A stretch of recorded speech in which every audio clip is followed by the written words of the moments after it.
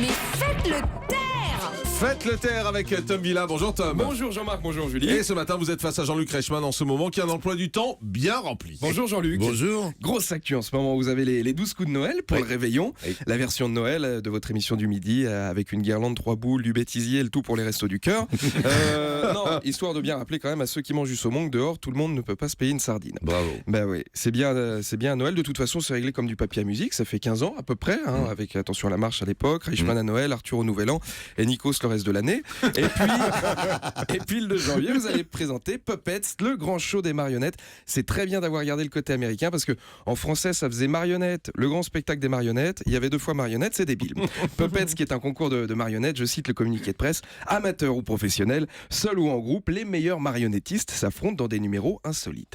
Moi, c'est le côté amateur qui me fait un petit peu peur parce que les marionnettes, ça peut être génial, Muppet Show, Avenue Q, les Guignols, Jeff Panaclock, ça peut être par contre super triste, ça peut vite tourner sur une chaussette sale, 2 balles de ping-pong pour les yeux et un coup de feutre pour la bouche, et vas-y pour la kermesse. C'est En vrai. plus, vous allez co-présenter l'émission avec une marionnette. Oui. Et oui, pourquoi pas? Non mais c'est bien, la gaffe, il avait bien co-présenté à l'époque le Big Deal avec Bill, le gros extraterrestre en 3D, De Chavannes avec son chien, De Chavannes avec Victoria Silvstedt, donc c'est possible. Non, non. C'est bête. Et puis, c'est pas moi qui à mon avis, c'est pas moi qui étais bête. Et puis, pour terminer votre tour de l'actu, vous avez sorti un livre, T'as une tache pistache, titre qui fait référence donc à votre angiome sur le visage, qui vous a valu quelques moqueries de vos camarades de classe. Et puis, en parcourant le livre, on a l'habitude de dire que les enfants sont cruels. Eh bien, c'est faux. Ce sont des gros cons.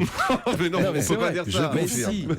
Jean-Luc l'a vécu. Le truc, Bah c'est oui, quand on bon. est petit et qu'on se fait maltraiter, on se dit qu'on se vengera quand on sera grand. Sauf que le problème, c'est que quand on est grand, les autres aussi sont grands.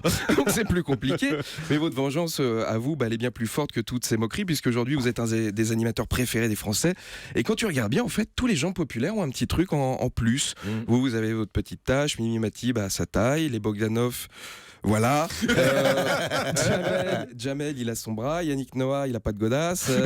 En même temps, il fait du 48. À part des tongs, c'est une galère pour se chausser. Donc, Jean-Luc, votre revanche, vous l'avez eu et bien eu.